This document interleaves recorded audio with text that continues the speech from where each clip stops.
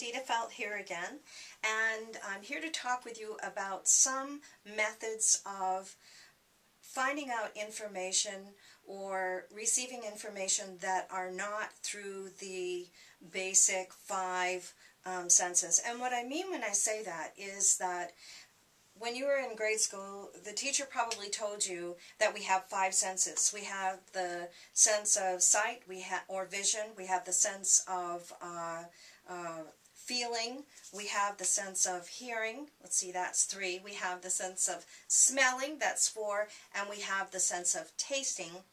That's 5. Okay, and those are loosely aligned with your eyes, ears, nose, mouth. There are other senses that you have that your teacher probably didn't tell you about in kindergarten or first grade, and I'm going to talk with you about some of those other senses today. Some people call it the sixth sense. There is a famous writer called Colin Wilson who wrote a history of the occult, and he calls those senses faculty X because it is ways of knowing what is happening around us that are not tied into our physical senses. And so we're going to be talking about some of the ways in which the faculty X, or ways of finding out information, can come to you. And I'm going to start by showing you this ring. This is a regular old ring. It's made out of silver, I think. And this is a ring which I would use for psychometry. Psychometry is the reading of objects. I can read a ring, I can read a picture, I can read a piece of clothing, a hat. I can read just about any object that you give to me, although I find that metal objects work better because they seem to hold the vibrations better. I also find that it needs to be something that only one person has worn, because if, for instance, you're trying to read a ring that belonged to your great-grandmother and your grandmother also wore it, and you're trying to read that ring, you're going to be getting characteristics that will come through for both people, and you'll have to sort out which one came with the grandmother and which one came with the great-grandmother. It's much easier if you just go with an object that has only been worn by one person. So, with a picture works quite similarly. With a picture, you can train yourself through psychometry to hold the picture face down in the palm of your hand, close your eyes, and zero in on the person who is in the picture. You always want just one person in the picture. I find that if there is a person and a dog, or a person and a cat, it's fairly easy for me to sort out which are the characteristics that go with the fur friend and which are the characteristics that go with the human. However, if there are two humans in the picture, it's really difficult for me to sort out which characteristics go with which person. And when I say characteristics, I'm talking about, I may get information about what their favorite foods were, what part of the country they were from or they lived in. I might get information that there's a tie with Lithuania or England, so there's a genetic connection there.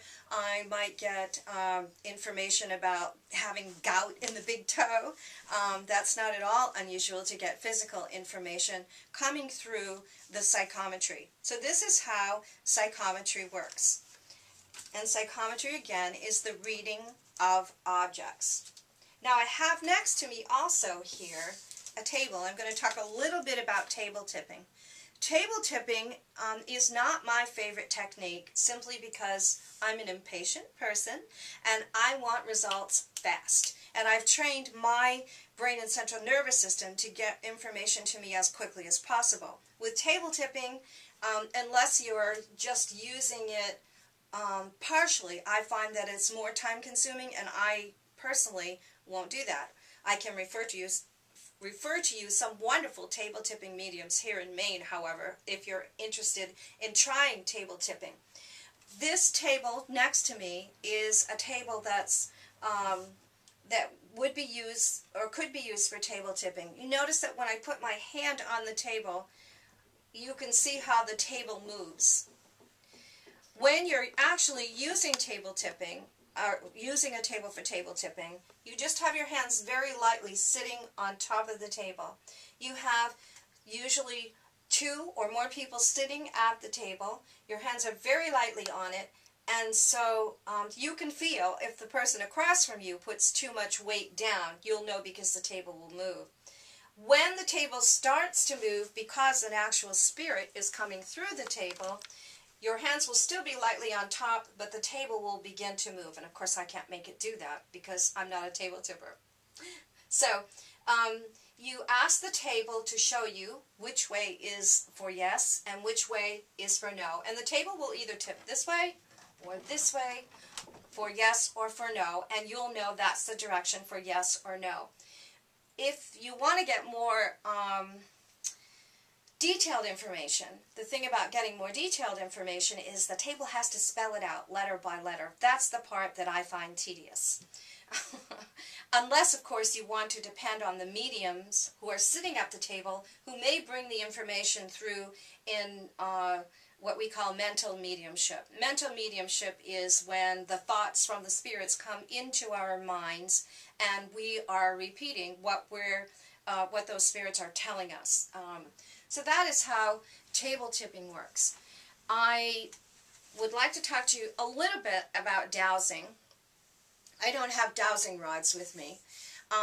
Dowsing is another one of those ways in which faculty X, or the ability to bring in information outside those physical senses, dowsing is another way in which that happens.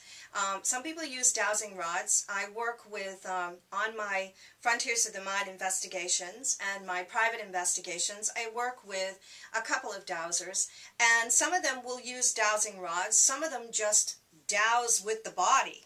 They stand and they let the body, they let the body tell them yes or no. They become totally quiet and centered in a state of similar to meditation, just having the weight on the balls and the back of the feet, and they ask which direction is yes, and the body will tell them which way is yes. In my case, it's to the left, and which way is right.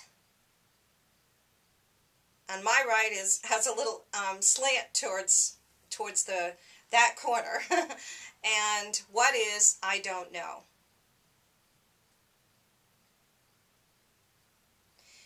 I don't know. I'm feeling my knees that are moving a little bit back and forth. I don't feel, my pelvic area is moving a little bit back and forth. So for me, this is I don't know. Now, when you're dowsing, you want to, whether you're dowsing with rods or whether you're dowsing with your body, what you're wanting to do before you start is you're wanting to ask the universe or your higher power, is this a good time for me to be doing dowsing? Am I at my highest and best right now? And is it the highest and best for me to get information about dowsing at this time? You ask a series of questions so that any preconceptions you might have in your mind about whether it should be a yes or a no answer get taken away by the universe. And that's good. Otherwise, your ego might fill in the blanks and you might think, you know, that you're getting the information from all that is, when in fact, it's just coming from your ego. So you want to pay close attention as you're dowsing to asking those questions. And when you're done with the dowsing, it's really good to say thank you to the universe, to your guides, for assisting you with the dowsing process.